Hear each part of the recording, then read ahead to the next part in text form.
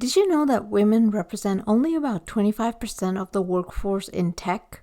My next guest knows about being a woman in tech. She has a PhD in condensed matter physics. She's been a leader in the tech industry. And starting in 2019, she's been focused on her passion for broadening diversity and inclusion in the technology industry, and offers leadership and success coaching for women in tech with a personal goal of assisting 2,000 women to achieve leadership roles over the next 5 years. In her own words, she wants to change the world. So join me today as we embark on this journey with Dr. Toni Collis. My name is Aruna Krishnan, best-selling author of the Busy Mind series, a trilogy that helps leaders thrive. Welcome to Lead That Thing, a podcast that empowers women in their lives, businesses, and careers.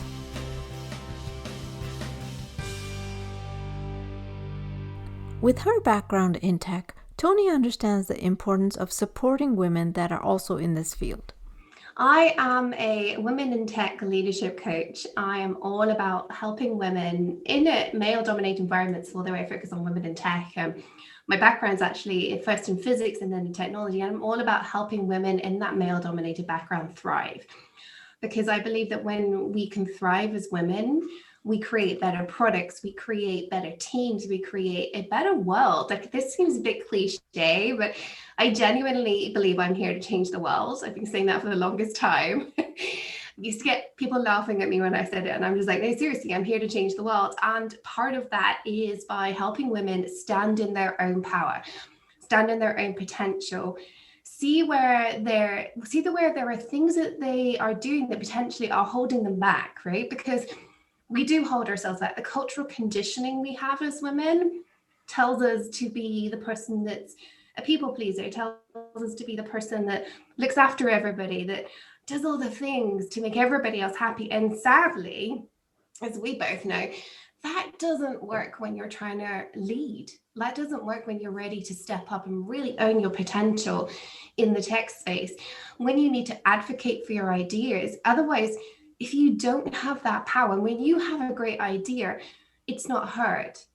And that is a loss to not just you, but your company, your team, to planet Earth. Like, cliche, I know, but seriously, like, technology is the thing that is changing the human race for the better. And if our voices are not heard as women, we don't get to contribute to that. And that is such a shame for the human race and for the rest of the planet. Toni talks about standing in your own power. That means doing what you do best and bringing that to your teams. Instead of trying to fit into some pre-existing mold, defining a new culture, defining a new mold that broadens perspectives and creates better ideas. The eventual execution of these ideas is what Toni refers to as being able to change the world. Every single one of us has power to change the world. But you do personally have to think big and then take baby actions along the way. And we're kind of already going into some of the stuff I really want to talk about here, because one of the things I love to do is help people see that if you do like a tiny action every single day, like if you improve yourself by 1% every day, that's 30% in a month. 1% every day can do something truly extraordinary. Baby steps. Change one person at a time. Change one product at a time. Have the power to sit in your own value statement for just 30 minutes for that one meeting that's super important to you today. Imagine if each of us decided today that we're going to be more considerate to other people. What kind of world would we live in about 6 months? A year? Wouldn't it be a much better place, a much more peaceful place? I certainly would like to think that. I think emotional intelligence is a really big part in how we get along with each other, whether that's at a household level, whether that's a corporate level, whether it's at a country or worldly level. So much of our pain and anguish is caused by not listening to the other side, and it works both ways. Like especially even if we're quite emotionally intelligent, if somebody's attacking us, we quite often shut that piece of us down, which as we both know, as women in tech, that does happen a fair amount, right? I work with a lot of women, and I've been here myself, where somebody's having a go at me personally because that environment is sadly so prevalent in tech, and you just emotionally, to protect yourself, sit down, like, and sit away from it and just sort of shrink within yourself. And the moment you do that, you're doing an injustice to yourself and to everyone else, because if you could keep that emotional tension up, while protecting yourself, right? But if you could, you would be able to bridge that gap. And it's bridging that gap that is so important. And as you say, world peace. Yeah. I mean, there are some unpleasant people out there, but far fewer than we think there are, I think. Emotional intelligence not only helps us discern a situation more rationally, but it also helps us process what people say to us. It prevents us from taking things personally. It helps us analyze situations as they are. So this helps us react in a more rational way. And that way, your relationships, whether they're at work, in business, or at home, are built on a better foundation, a better footing. We go back to how Toni discovered her passion for helping women in tech. I am definitely one of those women who didn't have a clear career trajectory for the longest time. But I realized early on I wanted to work in supercomputing, because I was using supercomputing in my physics career to do my science, to do my research. So I pivoted into supercomputing.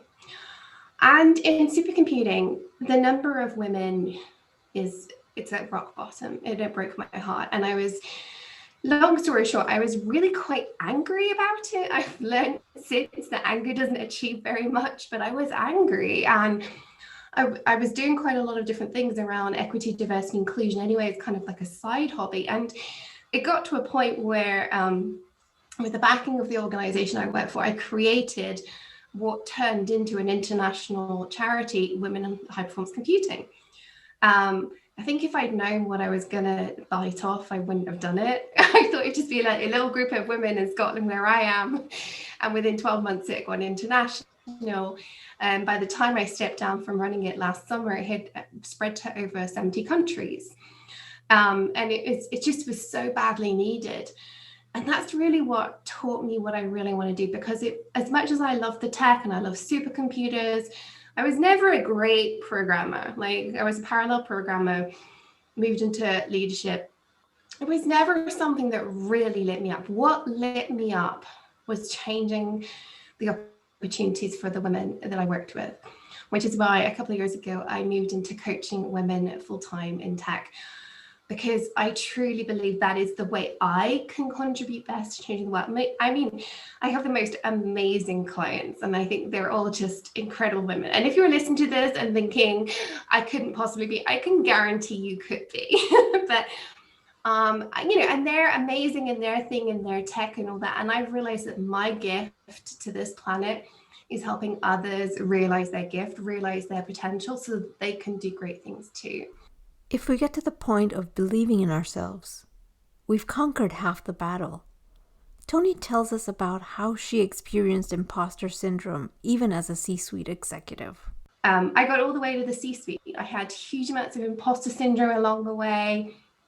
I mean, one of the things I love working with women on is imposter syndrome, because I experienced it so profoundly. I still have it pretty much every day. I just now have the tools and techniques to take control and move forwards. We get into some of those tools and techniques. Yeah, so as I said, imposter syndrome is one of the things I'm most passionate about, and so I actually have a mini training that people can go through on this. And the first thing I always do with people is try and help them understand what type of imposterism is showing up in which way. So you probably know this. There's the perfectionist, there's the superwoman, the natural genius, the soloist. And I think it's all about understanding how that's showing up. And for me, I can tick every single one of those boxes, but they show up at different times. So I'm a perfectionist in the way I used to be, very much so, in the way I deliver my work, right? So whenever I take on something new, I'm a perfectionist. Whenever I develop a new course for the first time, I'm trying to be perfectionist, and it holds me back, and I have to actively pull myself back. So for example, with perfectionist, because it's one I'm super in. I think many of us are actually. I think there's something about being a woman in tech, or I know women in STEM, that perfectionism is something that really cripples us. I like to do a couple of things. One is about celebrating more. So it seems like a silly thing to do, but I find something to celebrate every single day. It might be trivial and small, but I remind myself of my successes every day. I have a success log that I fill in every Friday where I put my wins. And whenever I'm like aware that perfectionism is creeping in, you have to do that work to see where it's creeping in. So it's like an immediate red flag that you can be like, oh, that's happening again. I will quite often go to my success log and look for examples in this similar sort of area. So I'm like, I do know how to do this. I can deliver stuff that's not perfect, and I do well. And I think that's a really big one. The other one, which goes hand in hand with it, is redefining perfection. Perfect is delivering the right thing at the right time to the right standard. If you never deliver it, it's definitely not perfect. And this, I think, takes us a long time to really understand. And I also think as leaders, it's our duty to really understand this about ourselves so we can help our team. The number of times I work with a leader who's really frustrated at their team members, and I'm like, that sounds like perfectionism. It looks like procrastination and not delivering, but I'm like, it sounds like perfectionism. Do you need to have a conversation with them like the one we had 2 weeks ago? And it's like a light bulb moment. They go from being really irritated and frustrated with their team members to actually figuring out how to help them push through that procrastination piece. I think that's a really big one. So yeah, I love to do all that. The same thing with the superwoman, where you feel like you have to do everything yourself. I think celebration comes in with all of these, recognizing the small things. And also a lot of the work I do with both myself and with my clients is building internal validation. I'm sure you've talked about this a lot, but we're all used to needing external validation. As girls, we're like, well done, gold star. I've actually begun to notice this in my niece and nephew. My nephew is 5 years old, he's at school, and he started getting certificates for like gold stars in the week. And I mean, I wonder how it's going to play out with him as a little boy, but with my niece, I really worry that she's going to grow up in this same environment of she's told to look pretty, make people happy, and get gold stars. And that breeds the perfectionist, it breeds the superwoman. I have to do everything for myself. And we have to retrain ourselves to have internal validation rather than external validation. We have to know that I am good enough. I do have the skills, I do have the competencies, and I've got the internal proof. And I don't need to make everybody happy, which comes all the way around to that people pleaser we were talking about before. And that's why all this stuff is all like wrapped up together, right? I don't think you can do like one bit of leadership without doing the whole thing. Mm-hmm. Our need to be perfect, our need to please people, and our need to do everything ourselves actually prevent us from growing. Even if you think about that in the context of a business, if you put everything on yourself, it's going to drain you. And it actually prevents you from doing creative things. It prevents you from growing and being your best self. Which leads to Toni's take on empowerment. Empowerment is really that internal validation work that says, I belong here. I have something to contribute. People should listen to me, and still obviously show up with that full emotional intelligence. And being able to say no, for example, rather than feeling that you have to say yes. I think that's one of the most important things that we have to learn how to do is, if you want to really elevate your career, you have that ambition piece. And I think this is something most people don't understand. You can have ambition and have crippling self-doubt at the same time. That was me for the longest time. I was extremely ambitious.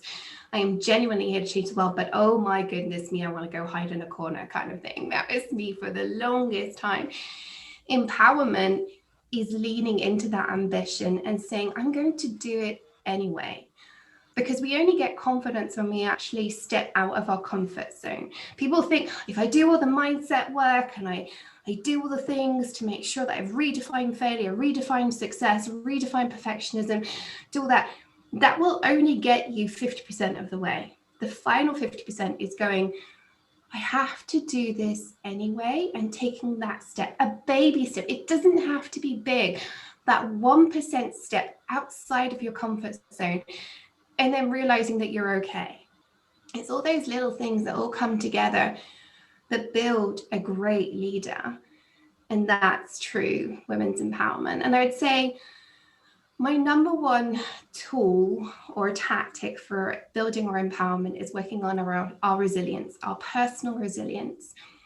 I think as a woman in tech, I think as women who are working in male-dominated environments, and even if you're in a female-dominated environment, I think a lot of the time, because society and culture tells us that men rise to the top, there is so much pressure on us to be perfect. There's so much pressure on us to be the perfect mom, be the perfect family member, and make it to the top. I have clients who are actually, they earn enough that their husband is a stay-at-home dad, and yet there's still so much pressure on them to be even better, because society tells us that as women, we have our place. And so when we work on our resilience, it gives us that, I don't know what the right word is, the armor, I guess. That feels too brittle, but I suppose it's like an armor that you can pull on when you need it, but then it can come down when it's not needed. It doesn't mean that you don't hurt. It doesn't mean that you don't cry. It doesn't mean that things don't go wrong. We start the bucket full. What happens is, as the day goes on, it drains. Every decision drains your resilience bucket, which is why decision-making and resilience are tied hand in hand, right? It's why if you've made 100 decisions in the morning, you're going to be more snappy in the afternoon when your partner says to you, what were you making for dinner? You're like, I don't know. That is resilience. So what you want to do is work out, how can you start that bucket bigger? What do you need to do to make it bigger so it's fuller every day? Good night's sleep, self-care, all those kind of classic things. But the piece most people forget about is, how do you stop it draining super quickly? But also, how do you make sure that the right things are at the right time? So big, important decisions at the beginning of the day it's good because you'll make a better decision, but it's also going to drain your resilience really quickly.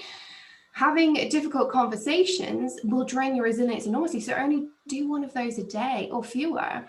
I think that is the thing I think more of us need to work on. I feel like this should be taught in school, like how to manage our resilience, how to fill that bucket full, and how to get it bigger every day. I really like this concept of a resiliency bucket, because then it helps me understand what fills it up and what drains it. And that way I can regulate how I'm feeling and how much I have to give, and when it's time for me to take a step back and take care of myself. It goes back to being emotionally intelligent, being able to listen, being able to assess the situation.